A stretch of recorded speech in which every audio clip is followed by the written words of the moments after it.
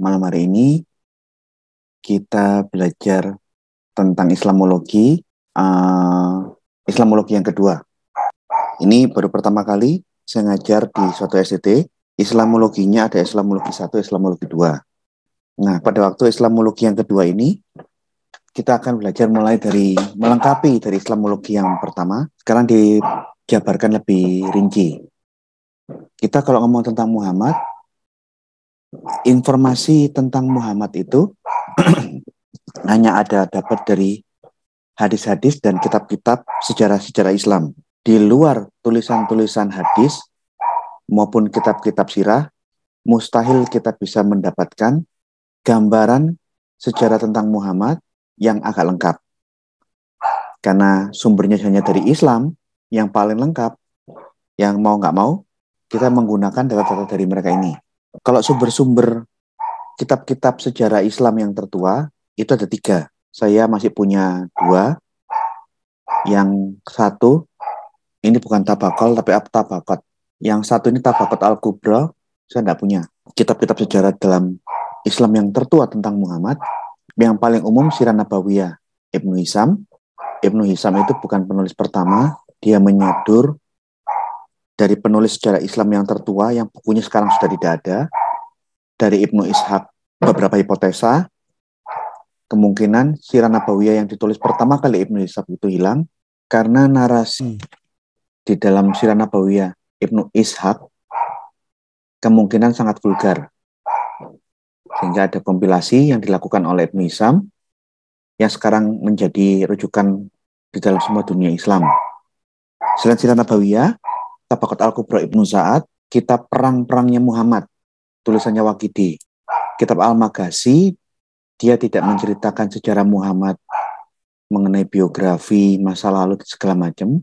Yang ditulis oleh Waqidi di dalam kitab Al-Maghazi, ini fokus tentang peperangan-peperangan, penghadangan-penghadangan yang diperintahkan Muhammad, baik penyerbuan terhadap suku-suku non-Islam, non-Muslim, suku-suku Kristen, suku-suku Arab Pagan, suku-suku Yahudi, penghadangan, perampokan pedagang-pedagang Arab yang lewat di padang gurun, termasuk perang-perang yang besar seperti perang Uhud, perang Badar, dan sebagainya. Dari 3 buku sejarah inilah yang menjadi rujukan tertua kalau kita kepingin tahu tentang sejarahnya Muhammad, termasuk hadis-hadis sahih.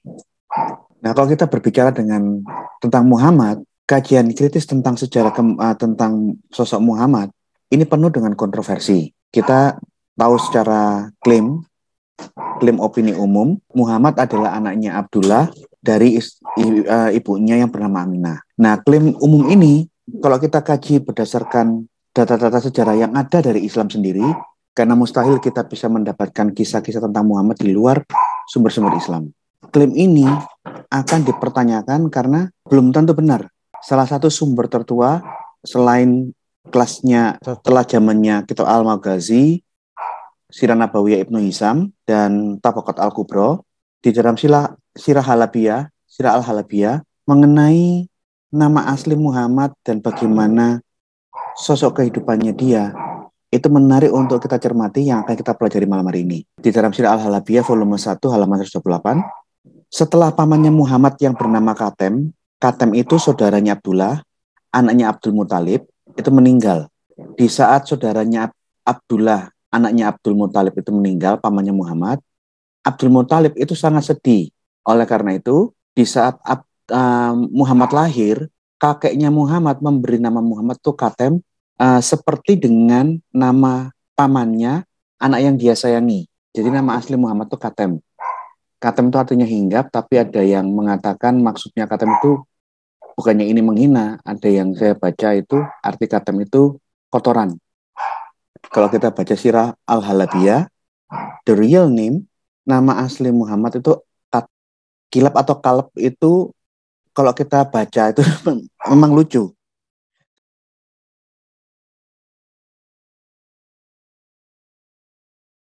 Nama-nama Arab itu kok banyak menggunakan nama hewan. Ibnu Kilab anaknya anjing, yang di dalam budaya kita itu suatu nama yang tidak pantas. Tapi ya beda, karena memang orang Arab itu beda budaya dengan orang Jawa, orang Nusantara, orang wajar, dan sampai hari ini pun banyak orang-orang Arab yang menggunakan nama binatang untuk nama dirinya. Contoh, Abu Bakar. Abu itu bapak, Bakar itu sapi laki-laki. Jadi kalau kita baca secara literal, Abu Bakar itu bapaknya sapi laki, sapi lanang. Kalau kita baca secara literal ya, the father of the cow, the father of sapi lanang, bapaknya sapi laki-laki. Ibnu Kilab anaknya anjing, Jamal itu unta. Dan nama-nama seperti ini itu nama-nama yang umum bahkan sampai hari ini. Mungkin hal ini dapat disejajarkan dengan nama-nama Jawa kuno, bukan Jawa modern. Karena orang Jawa modern sudah tidak lagi menggunakan binatang sebagai nama pribadi. Tapi kalau orang-orang Jawa kuno di abad 14-15, masih banyak yang menggunakan nama diri itu dengan binatang. Seperti Kebu Kenongo, Hayam Wuruk, ayam. Gajah Mada itu mabuk.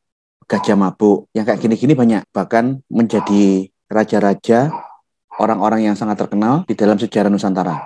Jadi menamakan manusia dengan binatang sampai hari ini dipakai di Arab yang mirip dengan nama-nama Jawa kuno. Di dalam Sirah Al-Halabiyah, nama Muhammad, nama aslinya adalah Katem. Ini di dalam bukunya Christian Prince, Deception of Allah ditulis, mengutip dari Sirah Al-Halabiyah. Nih.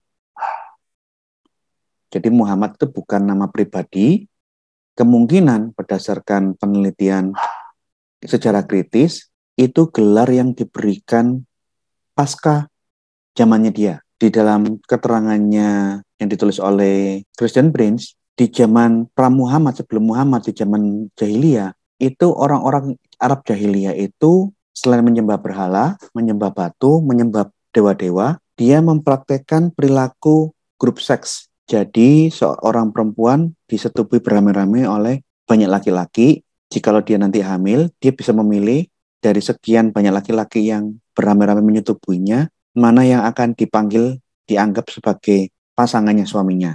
Itu namanya zawaj al-harith, praktek grup seks di masa pra-Islam. Bahkan di dalam hadis-hadis, banyak sekali perempuan yang untuk mendapatkan laki-laki, dia rela menawarkan sejumlah harta, ternak, supaya laki-laki yang dia inginkan bersedia bersenggama berhubungan seks dengan dirinya.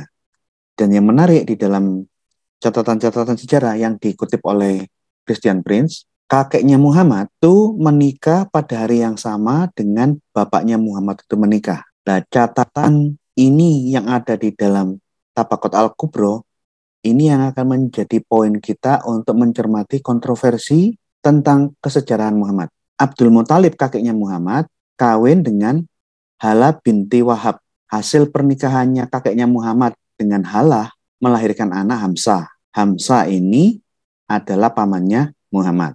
Ini ada di dalam Tabaqat Al-Kubro Ibnu Sa'ad volume 1 halaman 95.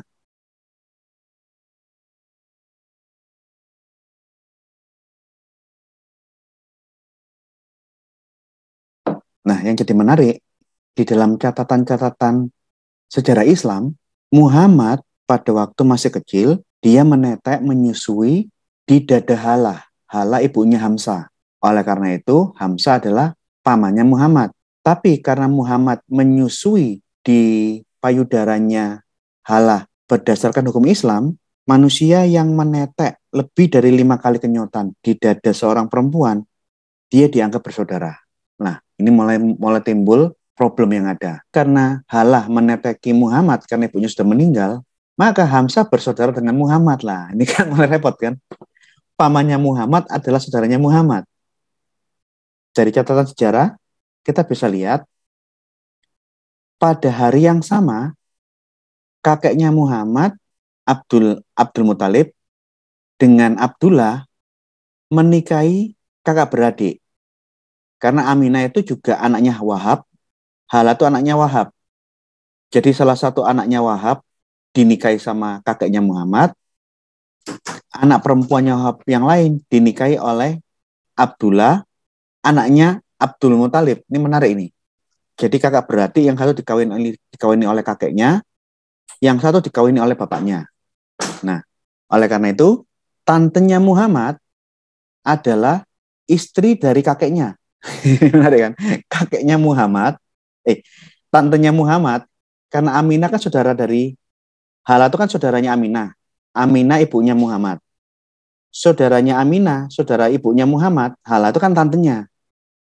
Tantenya Muhammad itu adalah istri kakeknya lah. Ini menarik ini, mulai kisah yang menarik. Dan Hala sebelum Muhammad dipelihara dan mendapatkan ibu susu yang kedua, yaitu apa namanya?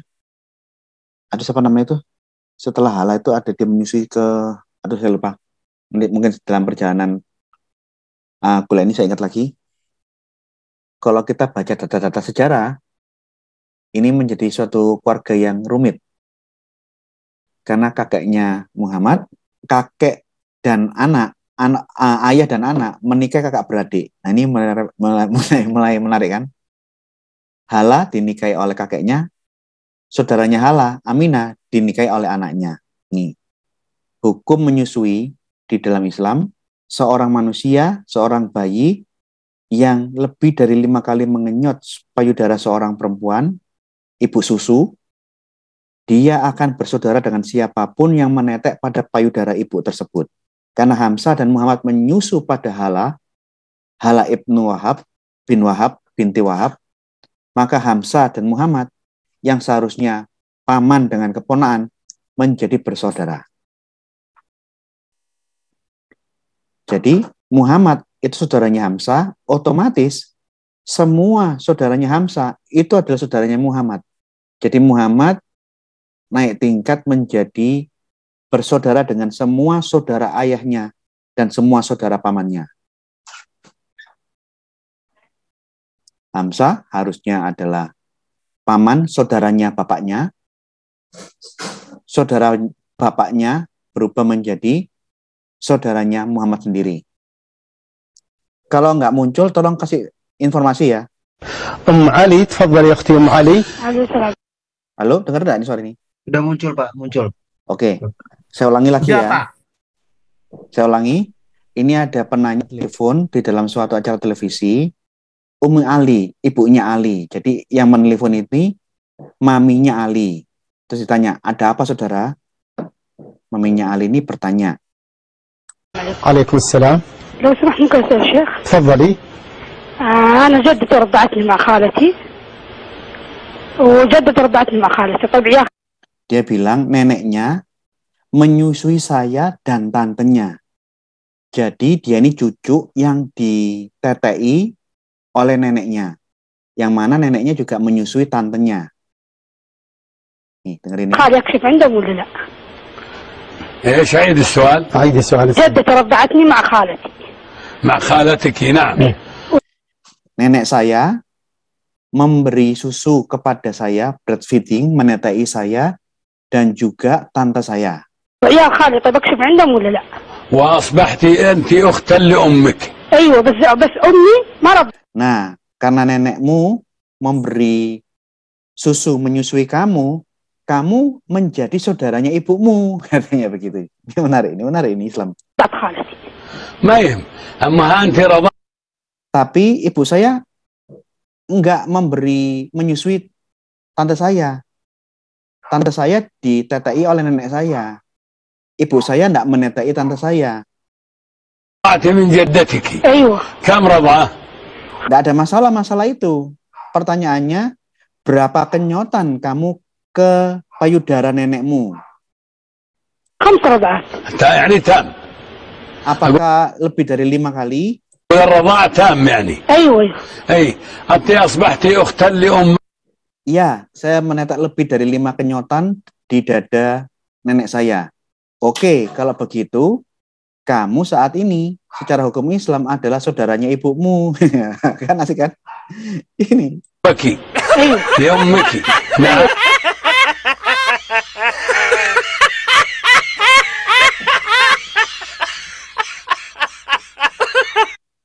Nah, ini yang namanya ya temannya ini juga mata kuliah Islamologi. Jadi kalau kita belajar tentang sejarah Muhammad, ini akan menjadi beberapa pertanyaan. Jikalau kita kaitkan dengan hukum Islam, itu menjadi rumit. Selain paman menjadi saudara, selain tante berubah menjadi nenek, ada kontroversi lain di dalam kesejarahan Muhammad. Ingat tadi di awal kita sudah mendapatkan data dari catatan Tabaqat Al-Kubra. Di hari yang sama, ayah dan kakeknya Muhammad menikah di hari yang sama. Logikanya, usia Muhammad dan Hamzah tidak beda jauh. Tapi nyatanya di dalam catatan sejarah, usia Hamzah dengan Muhammad, yang mana kakek dan bapaknya Muhammad itu menikah di hari yang sama, itu selisihnya antara 4 sampai 7 tahun. Ini menarik ini. Kakek dan ayahnya menikah di hari yang sama, tapi yang jadi masalah, selisih umurnya Hamzah dan Muhammad itu bisa selisih minimal 4 tahun sampai 7 tahun. Karena di dalam hadis, di saat perang Uhud, pamannya Muhammad, Hamzah, dia sedang bertugas memegang bendera. Di saat dia memegang bendera di saat perang Uhud, dia mati dibunuh di saat dia berusia 59 tahun. Ini Hamzah. Nah, kalau kita lihat bahwa di dalam perang Uhud, usia Hamzah mati di perang Uhud itu 59 tahun. Kalau kita konfirmasi, konversikan ke usia Muhammad, ini menarik. Perang Uhud di saat Hamzah meninggal di 59 tahun, itu terjadi di tahun 625. Jadi perang Uhud di saat Hamzah berusia 59 tahun, Muhammad masih 55 tahun. Nah, ini kan masalah juga ini. Masalahnya bukan masalah apa, menjadi masalah, lah kok bisa bapak dan kakeknya menikah di hari yang sama, lah kok bisa anaknya itu selisih usianya paling dekat 4 tahun, bahkan antara 4 sampai 7 tahun. Kakeknya Muhammad menikah di tahun yang sama. Hamzah 59 tahun, Muhammad 55 tahun.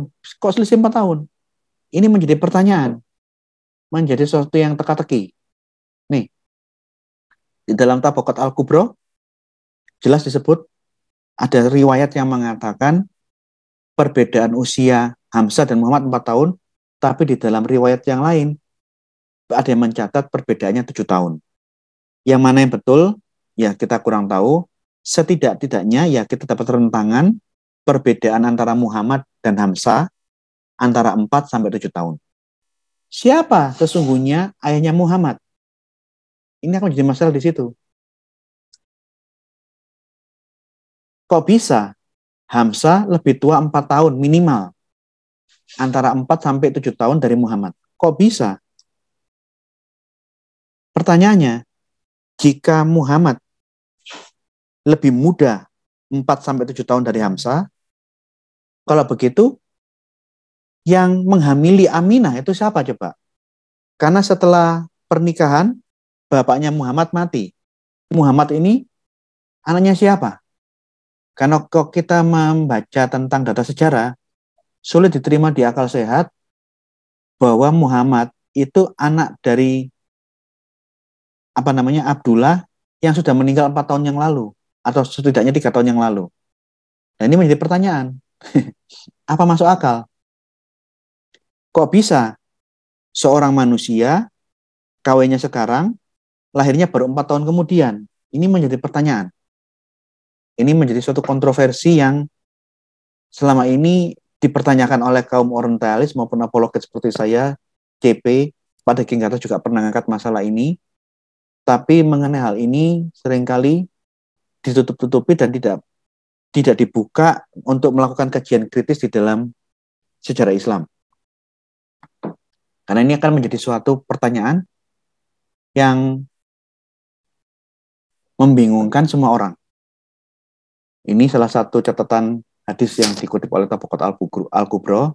Hamzah dibunuh oleh seorang yang bernama Wasi di saat 59 tahun, dan selisih umurnya dengan Muhammad ini 4 tahun. Ini salah satu riwayat. Nih. Nah, untuk menutupi tentang kejanggalan, kok bisa Muhammad ada di dalam kandungan ibunya bertahun-tahun, lebih dari kehamilan normal, di dalam kajian Islam, itu dijawab. antara ulama-ulama yang ada di dalam aliran-aliran Muslim memberikan ketetapan fatwa bahwa batas kehamilan manusia seorang ibu itu antara 2 sampai 4 tahun. Nih, di dalam Republika mengenai aturan Islam tentang durasi kehamilan seorang perempuan, ulama yang satu berpatokan pada Imam Abu Hanifah, batas maksimal kehamilan seorang perempuan 2 tahun. Jadi yang menentukan usia kehamilan maksimal itu bukan dokter, tapi ulama Islam Abu Hanifah. Tapi ada juga yang mengikuti hadis dari Sayyidah Aisyah yang mengatakan bahwa kehamilan seorang wanita tidak akan lebih 2 tahun.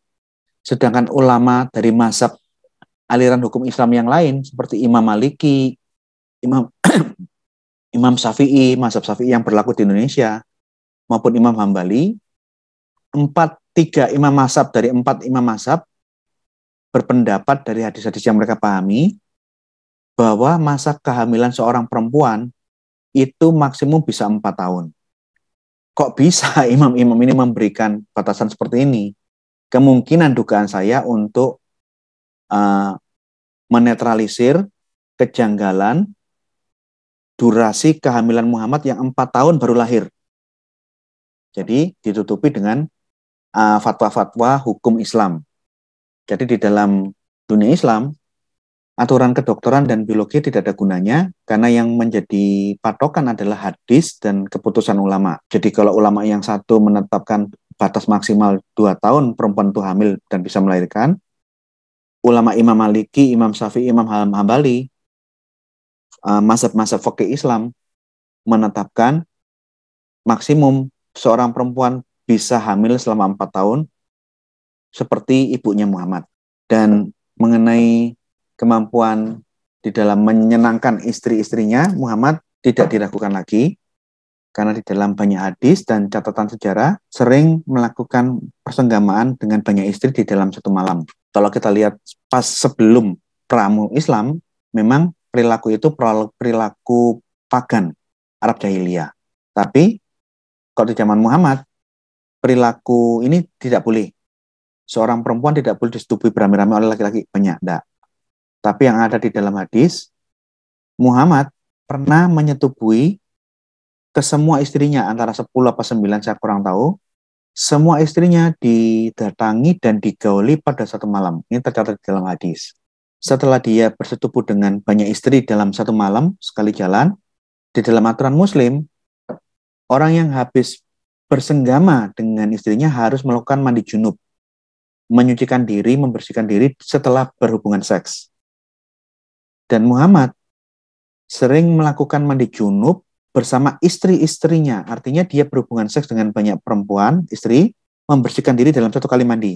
Dan bukan hanya tercatat di dalam hadis, sering berhubungan badan di malam hari. Di dalam satu hadis, Muhammad sering pernah melakukan persetubuhan dengan Aisyah di siang hari di saat bulan Ramadan. Itu saya sudah catat di dalam Ibnu Qusaimah, saya kutip di dalam buku saya. Bapak Ibu bisa baca kalau sudah punya. Mungkin sudah baca. Di dalam Ibnu Qusaimah jilid 3, kumpulan beberapa hal tentang amal perbuatan yang diperbolehkan saat berpuasa. Ada beberapa catatan perbuatan yang diizinkan saat berpuasa di siang hari. Yang mana hal ini ada perbedaan pendapat di kalangan ulama. Bab 81. Ada keringanan dalam hal mubasyarah. Ada keringanan perkecualian dispensasi dalam hal persetubuhan buat orang-orang yang berpuasa bersetubuh di siang hari. Tetapi persetubuhan itu bukan hubungan seks. Hal ini berarti bahwasanya ada satu istilah yang terkadang dapat digunakan untuk 2 macam perbuatan yang berbeda. Kata yang sama dalam konteks ini dibolehkan, tapi kata yang sama dalam konteks yang lain dilarang. Hal ini disebabkan kata mubasyarah, kata bersetubuh, telah dikemukakan Allah Subhanahu wa Ta'ala dalam Al-Quran, dan itu diartikan sebagai melakukan hubungan seks yang dilarang di saat bulan puasa.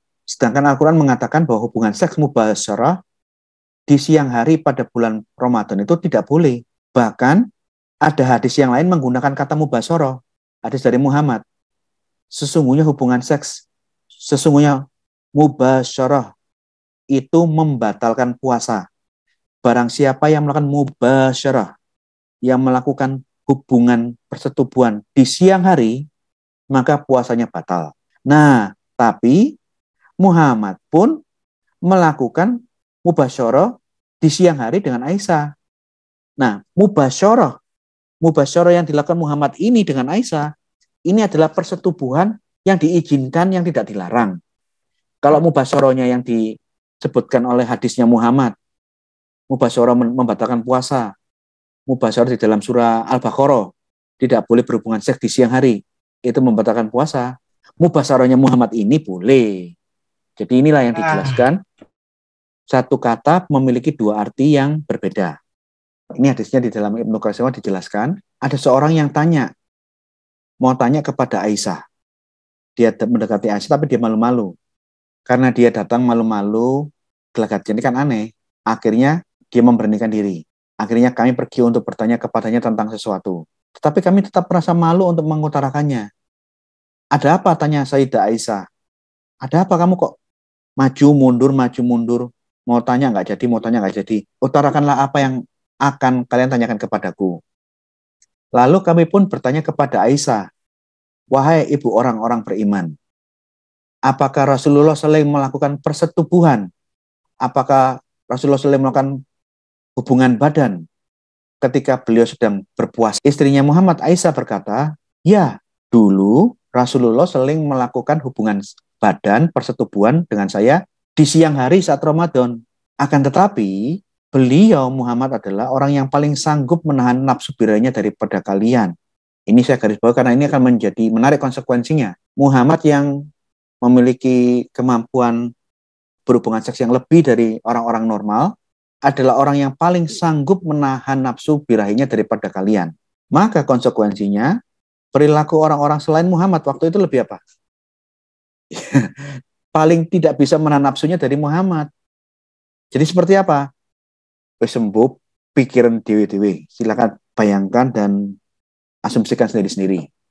Setidaknya inilah hadisnya Ibnu Qushaymah yang saya bacakan. Dan di dalam hadisnya Ibnu Qushaymah dijelaskan pembenaran mengenai kok bisa Quran melarang mubasyarah di siang hari saat puasa, kok bisa hadisnya Muhammad melarang mubasyarah itu bisa membatalkan puasa, dijelaskan. Abu Bakar berkata, sesungguhnya Allah Subhanahu wa taala telah menyapa Nabi Muhammad SAW dan kaum muslimin dengan menggunakan bahasa Arab. Bahasa yang paling luas perbendaharaan katanya di dunia, dan bahasa yang tidak seorang pun dapat menguasainya dengan baik kecuali Nabi Muhammad SAW. Selain itu, bangsa Arab terkadang menggunakan satu kata untuk dua arti dan juga untuk beberapa arti. Jadi ada multiple interpretasi. Terkadang suatu benda yang dinamakan dengan beberapa nama. Malah ada kondisi lain, satu benda memiliki banyak sinonim. Terkadang Allah Subhanahu wa taala melarang sesuatu. Tetapi di lain kesempatan, di hal yang lain, di konteks yang lain, Allah Subhanahu wa taala memperbolehkan yang lain. Jadi hal ini dilarang di dalam konteks ini, tapi hal ini diperbolehkan dalam konteks yang berbeda. Bahkan ada satu kata yang digunakan untuk dua hal sekaligus, di mana kata itu diizinkan dan sekaligus di tempat yang lain dilarang. Jadi punya double makna tergantung posisinya. Begitu pula halnya terkadang Allah Subhanahu wa taala pun membolehkan sesuatu yang dilarang, hingga satu kata digunakan untuk dua hal sekaligus. Jadi kata ini bisa boleh sekaligus tidak boleh. Dengan demikian maka dikatakan bahwa suatu kata yang digunakan untuk dua hal yang berbeda, yang satu dibolehkan, kata itu yang lainnya dilarang. Tentunya orang akan bingung. Orang yang tidak memahami bahasa Arab dengan baik pasti tidak akan dapat memahaminya. Kok bisa kata ini bisa bermakna boleh sekaligus tidak boleh? Dalam konteks apa ini boleh, dalam konteks apa tidak boleh? Kalau tidak memahami bahasa Arab dengan baik, pasti akan kebingungan. Hingga ia hanya menanyakan suatu kata untuk satu arti saja. Nah, karena kamu nggak tahu, kamu memaknai kata itu dalam satu arti saja. Itu yang membuat kebingunganmu, katanya Abu Bakar. Kemudian ia pun akan mengutarakan bahwasanya dua hal itu saling bertentangan satu dengan yang lainnya. yang satu dibolehkan dan yang lainnya dilarang dengan menggunakan kata yang sama. Barang siapa wawasan keilmuannya hanya sebatas ini, maka sebenarnya ia tidak diperkenankan baginya untuk mengajarkan ilmu agama ataupun berfatwa. Kalau ada orang yang tidak bisa memahami bahwa hubungan seks itu bisa boleh, bisa tidak boleh, dia tidak memahami ilmu agama dan tidak boleh mengeluarkan fatwa apapun. Akan tetapi, wajib baginya untuk memperdalam ilmu agamanya atau diam, hingga ia memahami ilmu tersebut dan mengajarkan kepada yang lain. Ini katanya Abu Bakar. Sementara orang yang telah memahami ilmu ini pasti akan mengetahui bahwa apa yang diperbolehkan itu bukan sesuatu yang dilarang. Apabila satu kata dapat digunakan untuk sesuatu yang dibolehkan ataupun sesuatu yang dilarang sekaligus, bisa dua makna yang saling kontradiksi, maka jenis ini adalah yang kami utarakan bahwasanya Allah Subhanahu wa Ta'ala telah menyatakan dalam Al-Quran bahwasanya mencampuri, menggauli, mubasyarah dengan istri di siang hari pada bulan Ramadan itu tidak boleh. Ini firman Allah di dalam Quran. Allah Subhanahu wa Ta'ala telah berfirman dalam Al-Quran. Maka sekarang mubasyarahlah, campurilah, gaulilah, senggamailah mereka dan carilah apa yang telah mereka ditetapkan Allah Subhanahu wa Ta'ala untuk kalian. Makan dan minumlah hingga terang bagi kalian benang putih dari benang hitam, yaitu fajar. Kalau itu malam hari dan belum subuh, belum terbit pagi, silakan berhubungan seks dengan istrimu di malam hari. Tapi begitu benang putih muncul dari benang hitam, fajar sudah terbit, subuh sudah kelihatan, tidak boleh melakukan hubungan seks. Nah, mubasyarah, persetubuhan di Al-Baqarah 187 ini dilarang. Tapi mubasyarah dilakukan Muhammad itu boleh. Nah, ini menarik ini. Jadi Allah Subhanahu wa Ta'ala telah memperkenankan kaum muslim untuk mubasyarah, makan minum di malam bulan Ramadan. Kemudian Allah Subhanahu wa Ta'ala memerintahkan kita kaum muslimin untuk menyempurnakan puasa hingga malam hari. Dan selanjutnya menerangkan bahwa mubasyarah yang diizinkan di malam hari itu adalah sama hukumnya dengan makan dan minum di malam hari. Makan, minum, dan bersenggama hanya diizinkan di malam hari saat bulan puasa menurut Al-Quran Al-Baqarah 187.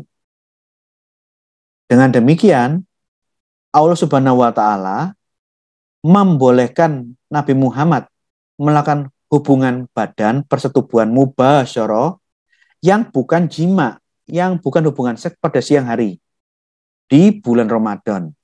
Nah, ini menjadi menarik. Hubungan badan, persetubuhan di siang hari yang bukan hubungan seks. Karena Muhammad melakukan persetubuhan saat beliau berpuasa di siang hari dengan Aisyah. Sementara persetubuhan dengan kata yang sama yang disebutkan Allah Subhanahu wa Ta'ala dalam Quran itu tidak boleh. Artinya mubasyarahnya Al-Quran tidak boleh, tapi mubasyarahnya Muhammad itu boleh. Karena diberi penjelasan di sini bahwa mubasyarahnya Muhammad adalah persetubuhan yang tidak berhubungan seks. Untuk lebih lanjutnya tolong jangan tanya saya, karena saya bukan ahli bahasa Arab dan bukan kompetensi saya menjelaskan hukum-hukum Islam. Saya hanya pengajar Islamologi yang hanya punya kemampuan sebatas membacakan apa yang tertulis dalam literatur Islam. Jadi ya silakan dipikirkan sendiri-sendiri apa yang disajikan dalam materi malam hari ini. Jadi ingat, ini satu kata yang memiliki makna yang kontradiksi. Mubasyarah di dalam Al-Baqarah, ini tidak boleh melakukan mubasyarah di saat bulan puasa. Bahkan hadis dari Muhammad, mubasyarah, membatalkan puasa. Tapi Muhammad sering melakukan mubasyarah dengan Aisyah dengan pengertian mubasyarah ini mubasyarah yang tidak sampai melakukan jima. Seperti apa? Monggo pikirkan pribadi lepas pribadi. Jadi ini yang namanya contoh ada perilaku kata yang memiliki makna kontradiksi. Serentak boleh, serentak tidak boleh tergantung konteksnya. Buah apa artinya? Buah aku ngerti. Males membahas. Ini dari apa yang kita bacakan di dalam postingan-postingan WhatsApp-nya Muslim, semua mengakui bahwa memang Muhammad memiliki kemampuan yang di atas kemampuan laki-laki normal. Dia menang contoh, idola, suri toladan, bahkan dia keperkasaan saja tidak dia meragukan.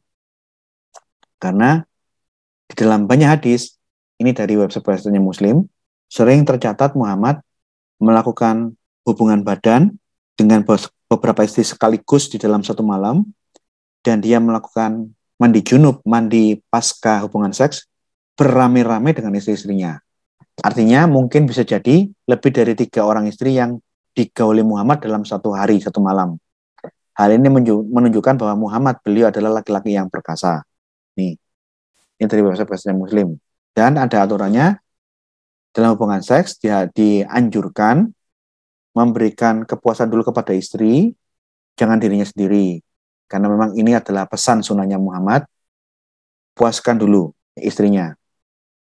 Bahkan, kalau perempuan menawarkan hubungan seks kepada suaminya, dia akan mendapat pahala, ada reward dari Allah.